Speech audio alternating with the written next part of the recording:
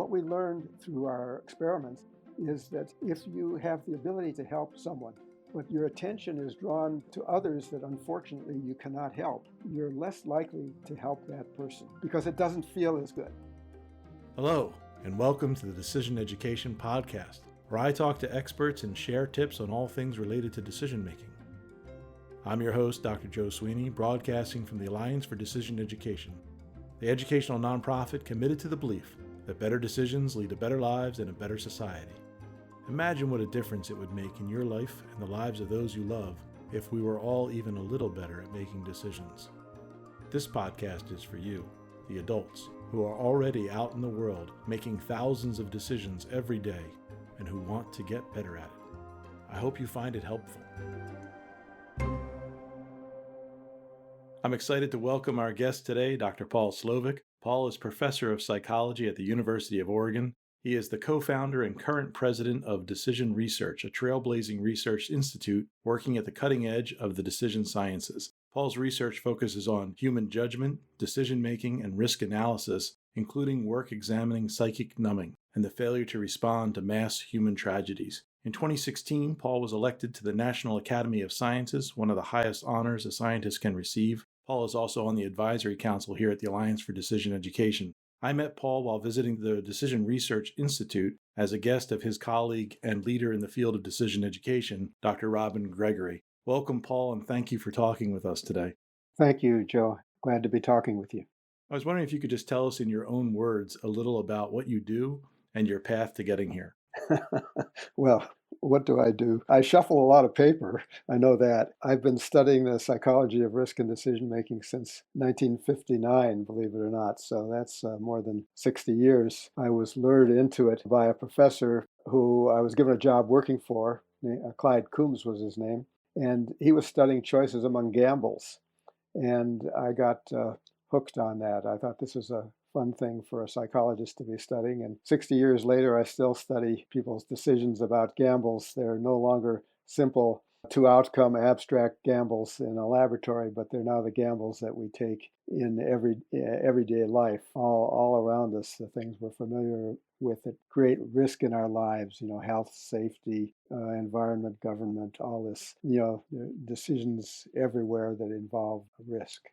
So one of the treats that I get as the host is to read ahead all the various things that our guests have written. And yours was just a blast. I mean, there's so much that you've thought about and written about. I thought what we could do is we talk about some of the research topics, and then we could talk about some of the applications that you could point us at as far as ways that we might utilize what you've discovered or have co-discovered to improve our own decision-making for ourselves and our organizations and our society. The first one that I wondered if you could talk about, I don't think most people will have heard of before, is the arithmetic of compassion. What are you talking about there? What is that? Right. So I got interested in the problem of genocide, in the world in the 1990s when I was interested. Of course, I was a child during World War II, and the Holocaust was taking place, and we didn't know much about the Holocaust till probably a decade or so after the decade after the war, the 1950s, when the stories started to come out and in graphic ways, and the world was shocked. And as a teenager then, and it made a big impression on me. And then I didn't think about that for a long time. And then I was introduced, I worked with Daniel Kahneman and Amos Tversky, who, among many other important contributions, developed something called prospect theory. And the centerpiece of prospect theory is something that they call the value function. How do we value things, like amounts of money or numbers of lives at risk as those quantities increased? And what they showed was this function. It wasn't a straight line. It was kind of a curved thing. That the biggest effect on our valuation is when we go from 0 to 1. From no lives at risk to one life. One life at risk is very important to us. And people will risk their own lives to save a single person nearby who is in danger. So that life is very valuable. But then if there are two lives at risk, the value function shows, it's not straight, it's not linear, it starts to curve over, and 2 isn't twice as big as 1. and it starts to, as the numbers increase, it starts to get flatter and flatter. And so, you get, it wasn't till afterwards that I figured out, well, why is that? And the problem is with our feelings. So, what Daniel Kahneman has brilliantly described in his book Thinking Fast and Slow is that most of the time we rely on our feelings, what he calls system one, kind of intuitive feelings, to think about the world, as opposed to making scientific calculations, which we're capable of doing, but that's a very difficult, and it's hard work, and we usually don't do that. We take the easy way out and go with our feelings because it feels right to do that. It's easy, it's natural, and it usually works for us until it doesn't. So one of the problems with feelings is that our feelings can't count. They're innumerate. And here's where we get back to the value function. So what Kahneman and Tversky, showed a beautiful picture of this function, which starts off very steep and then starts to flatten out. But they didn't really talk in detail about why that was. So that's what I got interested in and started to link that to the fact that this happens when we rely on our feelings. This curved function is the way our feelings change when we're thinking about greater and greater quantities of money or greater and greater numbers of lives. I can illustrate that very, very simply. So the difference between 0 lives at risk and 1 is huge, as I mentioned earlier. And two people at risk it doesn't feel twice as concerning as 1. We already are pretty concerned with 1, and 2, maybe we're more concerned, but not twice as many. And then let's supposing that I say, okay, now there are 87 people at risk. And then I say, oh, wait a minute, I made a mistake. There's 88 people. It's not 87, it's 88. You won't feel any different thinking about 88 lives at risk than 87, even though there's an additional valuable life there. It shows the inability of the feeling system to differentiate quantity as the numbers increase. The same thing with money.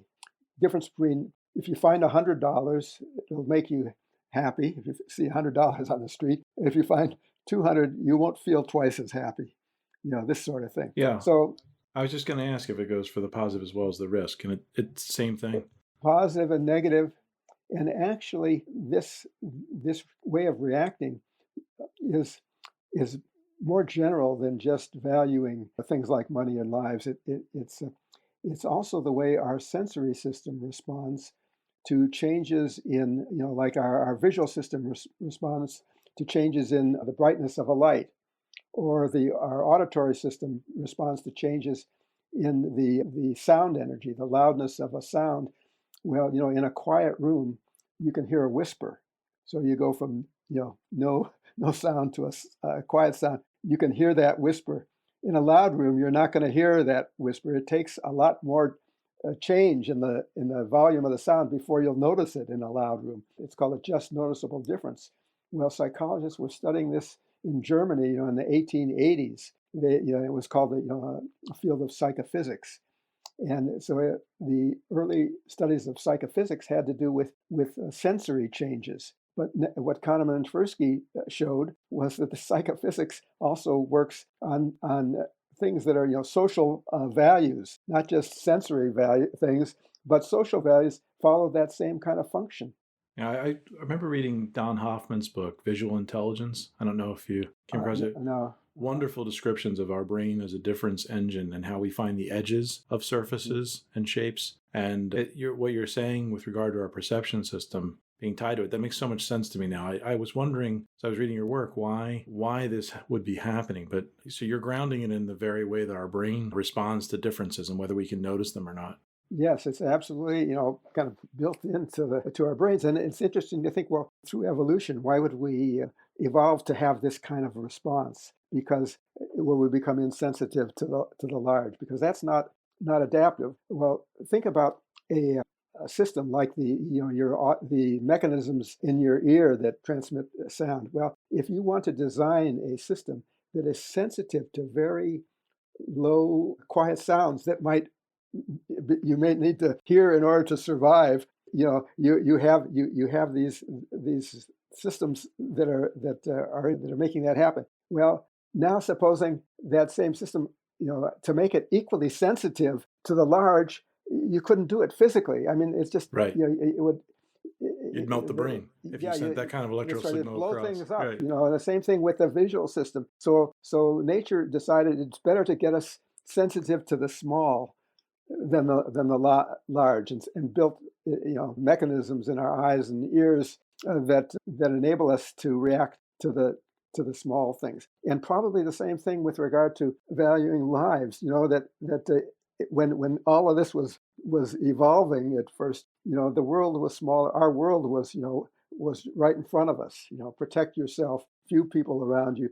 You didn't have to think about protecting thousands or millions of people on the other side of the earth that just didn't exist. It's interesting that you reminded me of something Barbara Mellers was telling me about. Like, if she could say three things that we should know about decision making, one is that there are better ways or good ways to make a decision. Two, there are these predictable ways we go awry. And three, try to construct context for yourself where you're more likely to go in the first direction rather than the second. And I'm listening to what you're saying and thinking about that and just wondering about if our system, our biology is telling us that the 88th life is worth more, but it's not equal to a whole nother person. What is it that's driving you the other way? What did you learn about either ethics or about some other aspect of social science that makes you say, no, no, no, we got to slow down here, and we do have to treat that 88th life as when we do our determination about what policies to pursue with regard to healthcare or anything, that we've got to treat it as another unique life. We can't just let our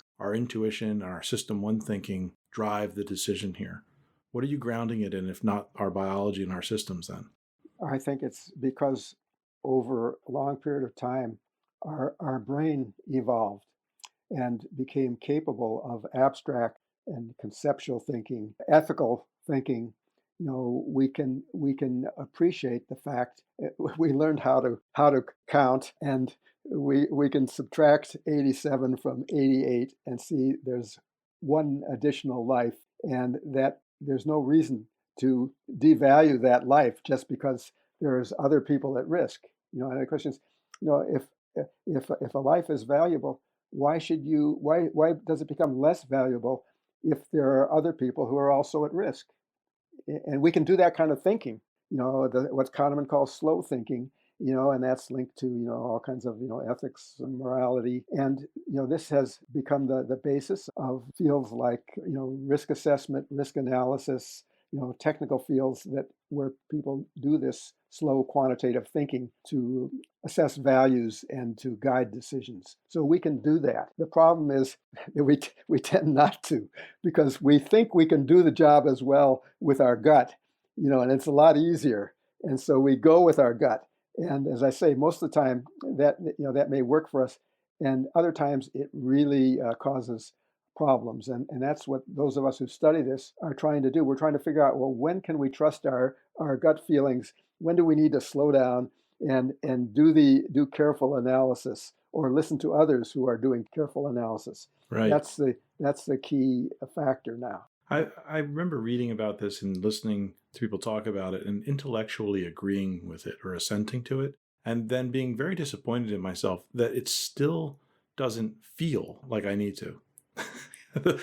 that the feelings the feelings didn't update right away to the new understanding. Like, okay, I'm going to use calculations. I'm going to evaluate risk. I'm going to think about expected value and utility. I began learning about those things and found that I could do it. And if I did what you suggest, which is pause and deploy that system two thinking, but it didn't immediately change how I felt. And I don't know if you've talked with any decision makers over the years about that, or through your research looked into that. Like, does it eventually shift over? Does the feeling start to shift, or is this just an ongoing self-management problem? Well, I think some people are trained to think analytically. Like, I mean, economists I think are more analytic than people in other disciplines. This is the way they think, or people, in law, lawyers, judges. This is their world is that of argument. Maybe not quantitative calculations, but they use logic, reason, argument, and that's the way they think. So I think we can train ourselves to be more careful and more analytic, but it's as you say, it's difficult, and in some cases we may not adequately achieve the right balance between analysis and feeling.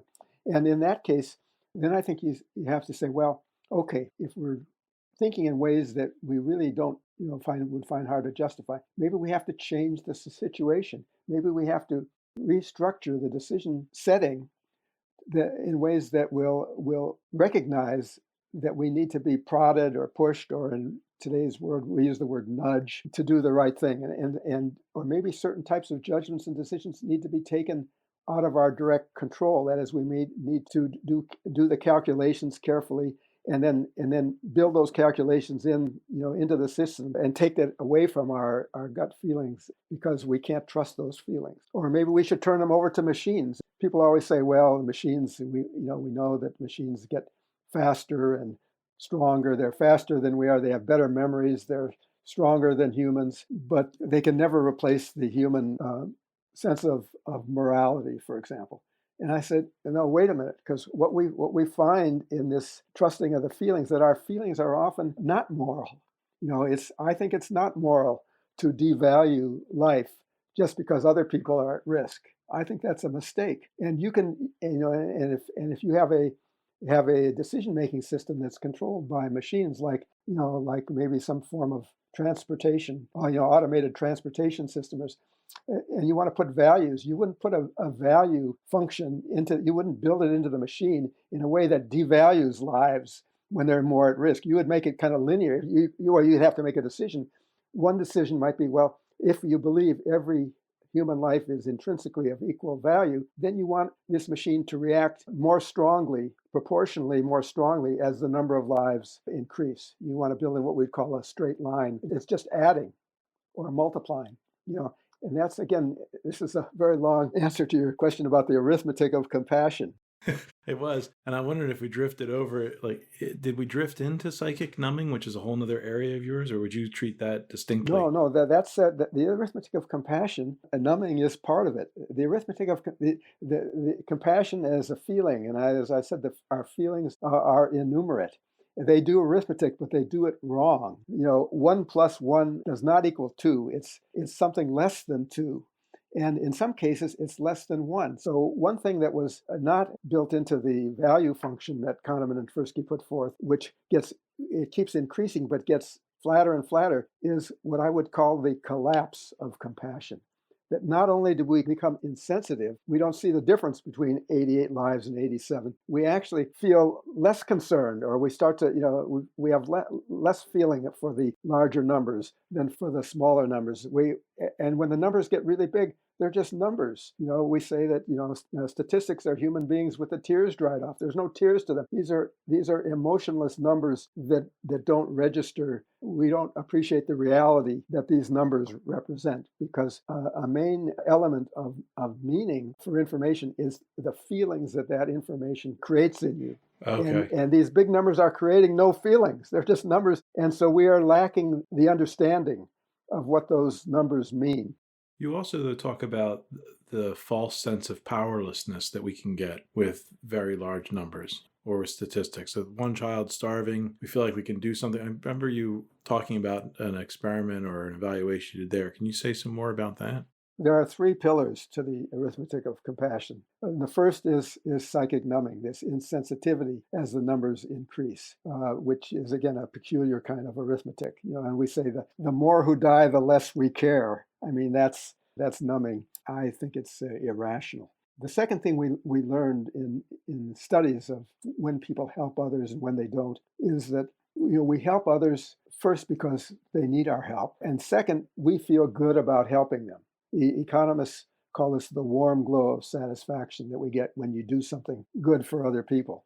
It's a motivator. And what we learned through our experiments is that if you have the ability to help someone, but your attention is drawn to others that unfortunately you cannot help, you're less likely to help that person because it doesn't feel as good. In other words, you have the same ability to help them, but it doesn't feel as good to help them because the bad feelings that you get when you think about those you're not helping enter your brain and mingle with the good feeling that you have about helping and devalue it. It's like the brain inappropriately averages in irrelevant information that is carrying counter feelings. And so it doesn't feel as good to help this person anymore, and you're less likely to help them, even though you still can. So again, this is again a form of arithmetic that is irrelevant numbers from outside come in and devalue the feelings towards the relevant numbers. There is an arithmetic aspect of that. So that's why we keep that as part of the deadly arithmetic of compassion. So numbing and this false sense of efficacy, which by the way, we give it kind of a jargony name, pseudo inefficacy, which Okay. means Yeah, I like it's a it. false. It makes you feel that you're not effective when you really are. So it's a weird word, but anyway. So numbing and pseudo inefficacy are problems with our feelings. The third pillar of arithmetic of compassion is something we call the prominence effect, which results from slow thinking. The numbing and this inefficacy that happens when we think quickly with our feelings. Because if you're thinking slowly, then you shouldn't not help this person just because you can't help others.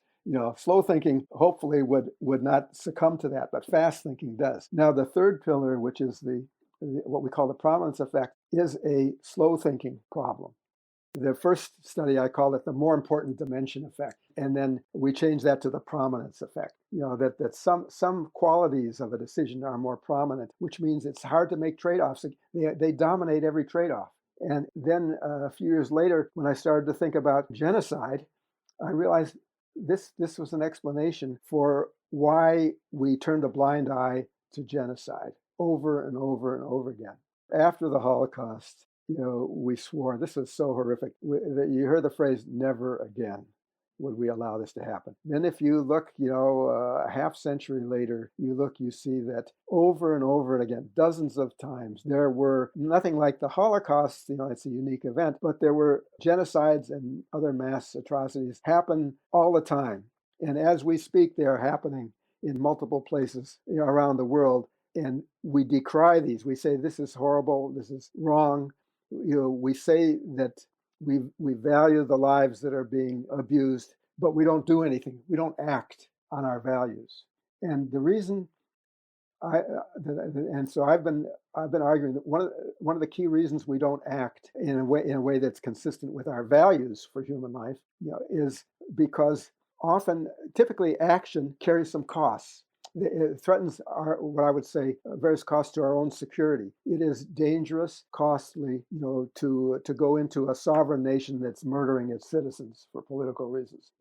And when it comes down to finally making that choice, our own security is prominent over the lives of other people who we're probably numb to. I mean, we know that there's a lot of people being killed, but they're statistics. So that again brings in the psychic numbing. But basically, when we have to choose, we go with our security and we fail to act. We turn a blind eye to it and protect ourselves. We don't want to risk our military. We don't want to spend a lot of money. We don't want to anger some allies that we're trying to work with politically who may support the regime that's killing its citizens. All of these things are costs, security-related costs, which are prominent. And it's not that we're kind of averaging these things out on a balance scale. It's not a balance scale. It is an all or none, almost an all or none kind of thing. That if we go for security, it doesn't matter how many lives are lost because of it. Whether it's 1,000, a million, 100 million, this sort of thing. And so that's the third pillar of the flawed arithmetic of compassion that devalues lives, in that when protecting those lives conflicts with our security. Okay, so I think I've got it now. So there's psychic numbing, there's the pseudo inefficacy, and the prominence effect, right? And is it a little too strong for me to say this? But what it sounds to me like I'm hearing is, and you're saying that these things lead us astray to the point that they are making us pursue unethical policies or decisions. That we actually behave in a way that we know is unethical. Yes, but we probably don't feel that we are doing something unethical when we're doing it. And that relates to another concept. Let me just take another step further beyond genocide. A couple of years ago, I was asked to take a look at the nuclear weapons. And I started to think about war and, go back and read up on the history. Daniel Ellsberg, famous from the Pentagon Papers, he was a young analyst in the 1960s. He was trained in decision making, operations and research and decision making at Harvard. got a job with the Rand Corporation. He was privy to being sitting in the room when the people who were doing nuclear weapons strategies were planning what to do with the nuclear weapons after the end of World War II, and we were building up our weapons. And he saw the plans. Now that the Germans and the Japanese were no longer our enemies, but it was the Soviet Union was the evil empire, and we were worried that they wanted to control the world. And we had nuclear weapons aimed at cities in the Soviet Union and China at 600 million people.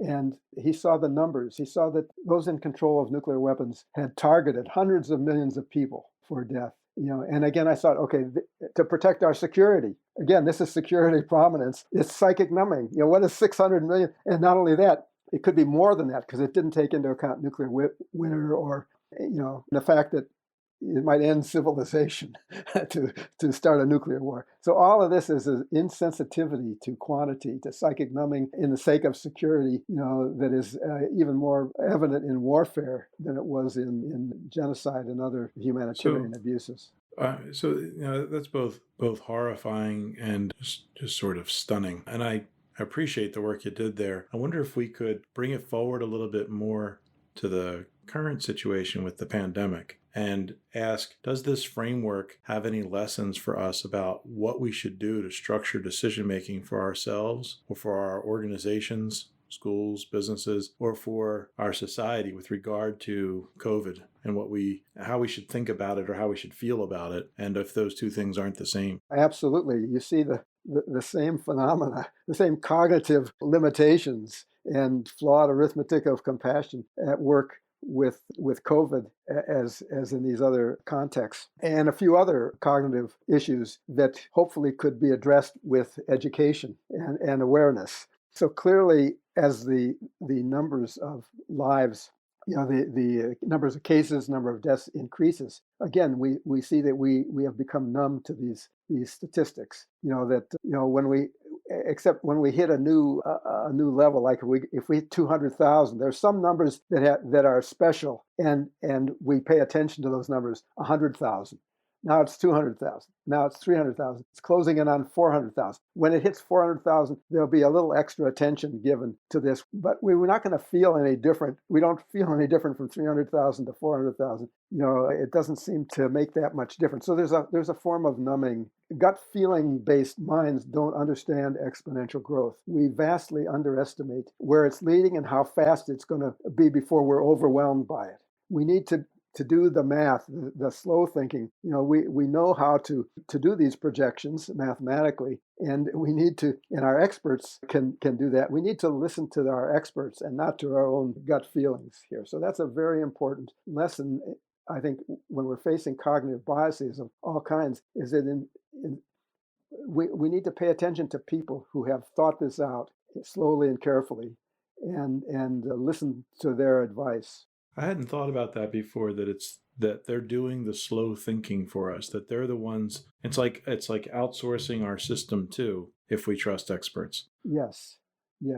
I have some questions that are a little more tied to the work that we're doing with the Alliance. So for example, I'm wondering, with the things that you know now about the arithmetic of compassion and decision making in general, what are some of the key decision skills that you'd like to see young people learning in school?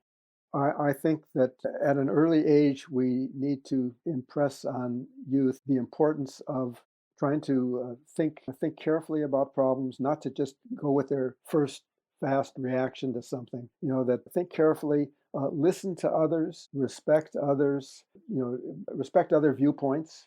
I think we should teach kids to kind of respect the importance of decision making as a thoughtful enterprise. It's amazing how even at the top level of government and the most important decisions that our government officials or our military can make, like whether or not to use a nuclear weapon against an enemy. And this decision is given to the President of the United States to have who could act with sole authority on that. We don't give the President any training in decision making about this. It's the most important decision a human being could ever make. And we don't sit them down and try to help them understand how to think about this decision, how to structure this decision, how to make sure you've got, the best set of alternatives to choose among. That's the first thing. Think about what are your objectives in this decision? What are your values that these objectives are supposed to be fulfilling and so forth? And then think about, well, now how do you put this together, in a careful decision on which the fate of civilization could depend. We don't do that. There's no respect. It's like, okay, you're the new president. Okay, you now got here's how many nuclear weapons we have. It's thousands. You're in charge, and we'll give you intelligence about what's going on, the usual. And good luck. Yeah. Okay. I agree with you. I think it's very strange that we haven't thought about some of these very important decisions and how to prepare people to make them in specific ways. I'm wondering, let's pretend it worked. I plan that it will, but assume, I should say, not pretend. Assume that we've succeeded and decision education really is something that every young person is empowered with or is taught the skills and dispositions of. What do you think would look different in our society when we succeed in this mission?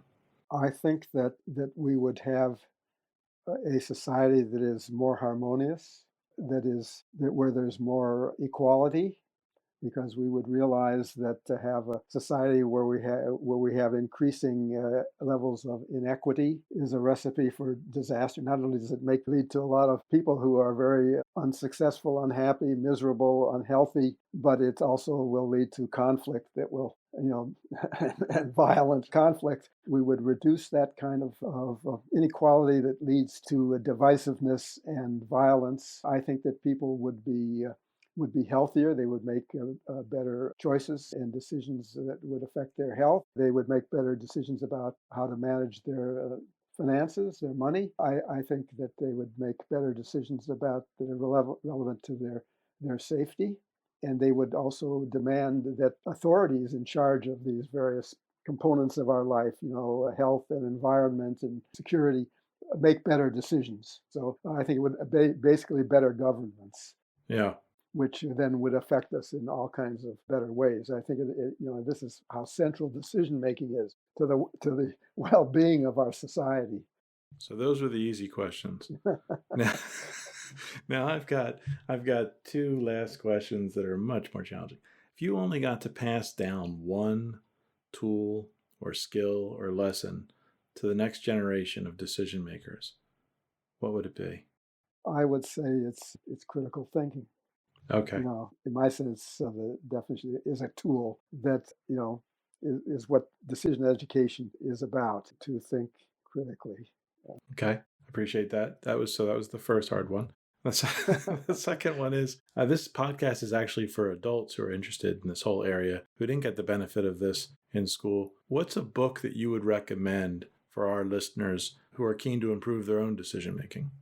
Again, this is a tough one, but I would say Daniel Kahneman's Thinking Fast and Slow. The book, it's not an easy book, but I mean it has sold 15 to 20 million copies. So people are buying it. And now Kahneman has said he thinks fewer than 20% have read more than a fraction of the book. That people it's a book that you can skim, you can go back and forth, but this has been bought and read and extolled as valuable by people in all walks of life, all kinds of disciplines.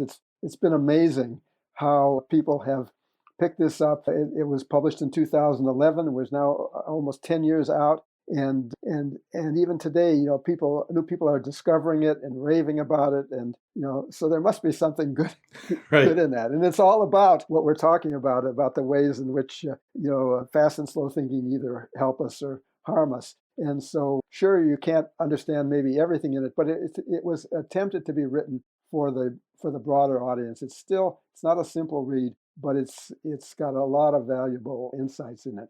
So we have a little internal bet about whether any guest on the podcast, when we ask that question, is automatically going to go with that book, or if they'll, or if they'll offer one. Yeah, I agree. It's a fantastic read, and it's one that you can take time to go back in and steep yourself in the ideas. They just keep on improving the way that you think and make decisions. I mean, I could promote my own book, The Feeling of Yeah, Risk. I was going to say, go ahead. Go ahead. What is it? The Feeling of Risk is, if you're interested in understanding how the mind works when we're facing risk, which we often do, then that book is a good introduction. Does the author know what he's talking about, or is this just one of the... I'm a little biased. All right, fair enough. Well, the other thing that it would be great, and maybe you have linked to it, I think we've linked to you, is the link to the Arithmetic of Compassion website. Yes, right. Yeah. I was going to ask, actually, we can sign off after this, but if listeners want to learn more about your work as opposed to decision-making just in general, can they follow you on social media? Should they go to a particular website? Where would you like them to go first? I would go to Arithmetic of Compassion, or to decisionresearch.org, and to look me up there. And I'll put in a little plug for our audience. I got a chance to hear you talking particularly about nuclear decision-making. It was fascinating. Paul, thank you so much for coming on our podcast. Really appreciate it. And I feel like I learned a lot. I know it's an interesting topic that most of us never heard about in school, and it clearly is important to how we make decisions as a society. So thank you very much.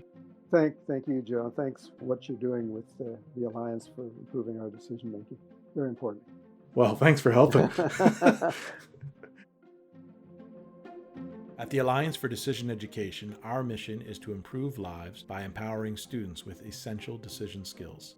We are building a national movement to ensure decision education is part of every student's learning experience. Through this podcast, we are raising awareness about the movement, but we need your help. Please share, tweet, and sign the petition on our website, alliancefordecisioneducation.org.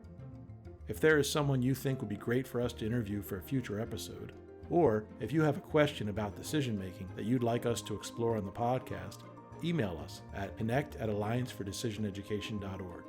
Also, ratings on Apple Podcasts are greatly appreciated, and don't forget to subscribe to this podcast in your favorite app so that you don't miss an episode. Thank you, and I hope you join us again soon.